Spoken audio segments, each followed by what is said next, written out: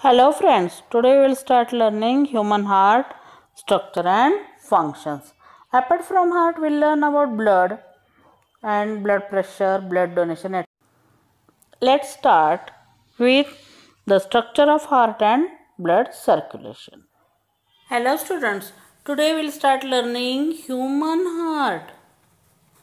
Okay, its structure and function. This heart, its location is at the center in thoracic cage. Now it is present behind the ribs. Ribs are totally made up of bones. So rib cage is a bony cage. So this heart, as it is a vital organ, it is present behind the ribs, and its location is between two lungs, and it is very small in size. Okay, we'll discuss about it. And it is slightly inclined towards the left side. It is not straight. Though it is present at the center, it is not straight. It is slightly inclined towards the left. Now we'll discuss about the size. The size of my heart is equal to my own fist. The size of your heart is equal to your own fist. Its weight is near about 360 gram. I wrote it in full form, that is GRAM. Okay. This heart is covered by double layer peritoneal membrane. Now this is a heart, it is covered by double layered red. I already means drawn in two color, red and blue. So it is double layer peritoneal membrane. Why it is double layer? Because there is a fluid present between these two layers. Understood? So this fluid, it protects the heart from friction. Okay, and also mechanical shocks.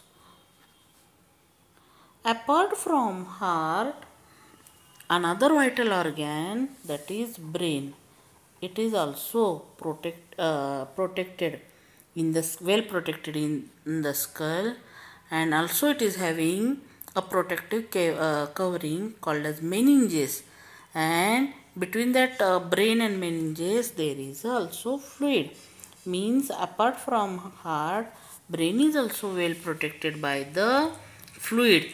This fluid protects the brain from friction and mechanical shocks. So apart from heart, which vital organ is well protected by fluid between that bony cage and that vital organ? So that is the brain. So this is our heart. It is totally muscular. Okay, this heart is totally made up of muscles, but these muscles are involuntary cardiac muscles. They are capable of contraction and relaxations. Now we can see internally this heart from means interior. So this internal part of the heart. Now see, this is a vertical muscular wall. It is called as septa. Okay, now this is the left side and this is right side, and this left side is little bit thicker than right side. Okay, I will tell you reason. Now these are the right side. Now these are the vena cava. From this vena cava, blood enters into the heart. Now if we see carefully, then this heart is divided into four chambers. These two are upper chambers. Upper chambers are called by either auricles or atrium. In our book, atrium word is given. Here auricle. We can call it by auricle also. This is right auricle. It is upper chamber. This is left auricle. It is also upper chamber. This is right ventricle and this is left ventricle. Now this is a thick wall because from this side blood is pumped to all parts of the body. Understood? So it suffers greater pressure. That's why. And these are the two ventricles. So this is a vertical muscular wall. It is called as septa. This heart is made up of cardiac muscles. See the pumping action of the heart. It is called heartbeat. Now see the right side and left side of the heart. Now these are the atriums, two atriums. I already told you the upper two chambers are called as right atrium and left atrium. We can call it as right auricle and left auricle. The lower two chambers are called as right ventricle and left ventricle. And this is tricuspid valve. It is present between right auricle and right ventricle. Now blood enters from atrium to ventricle. This is from left atrium to left ventricle. This is the flow of the blood. Now backflow of the blood is prevented due to the valve. This valve prevents backflow of the blood. See, the deoxygenated blood enters into right atrium. From there, through the valve, it enters into ventricle. And from ventricle, it goes to the lungs for oxygenation. Understood? Through pulmonary artery. Now here, in lungs, it enters for oxygenation. Okay. We know that there are two lungs.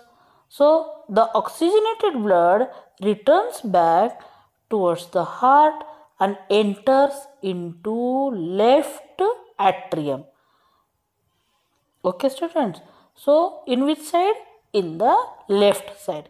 Now, left side is having mitral valve or bicuspid valve. See, the blood is entering into atrium, left atrium, that is auricle, and from there to through mitral valve it enters into ventricle, left ventricle, and from left ventricle through semilunar valve it enters into aorta and then gets supplied to all parts of the body. This is oxygenated blood which supplies to all parts of the body. Students, you learn how heart beating takes place. Our heart is beating continuously, and due to this, blood is continuously circulated to all parts of the body, and this circulation of the blood is done with the help of blood vessels. There are two main types of blood vessels. First one, arteries. Now here on left side we can see the artery. Arteries are the blood vessels which carry the blood away from the heart, except the one carrying blood towards the lungs. All arteries carry oxygenated blood. Arteries are deeply situated inside our body and their walls are thick because they carry blood away from the heart. So they suffer from the pressure. That's why their walls are thick. And these blood vessels, that is arteries, do not have walls. This is the transfer section of artery and vein. We can see the artery from inside is thick as it carries oxygenated blood away from the heart, while the vein is very thin as compared to artery from inside as it carries blood towards the heart. From all parts of the body, veins, they are superficial, means we can see the veins as they are situated below the skin. See the hand where we can see the vein. Okay, all veins carry deoxygenated blood except the one carrying blood from the lungs, which that is pulmonary veins. The walls of the veins are thin as compared to artery, and they are provided with walls as they carry deoxygenated blood from all parts of the body. This is the important information. In 1628, William Harvey, he described the mechanism of circulation in the body. He proposed a theory that our heart is a muscular pump by which blood is circulated in the body. He also discovered the working mechanism of the walls of the heart. See how our heart pumps the blood. Now we can see the veins. Here these veins are shown in blue color and arteries are shown in red color.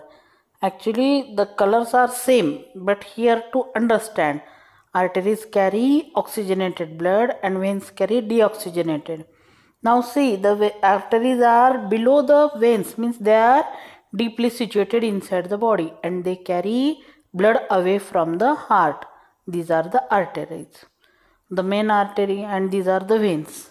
They are superficial, means they are just below the skin, and these hair like blood vessels are called as capillaries.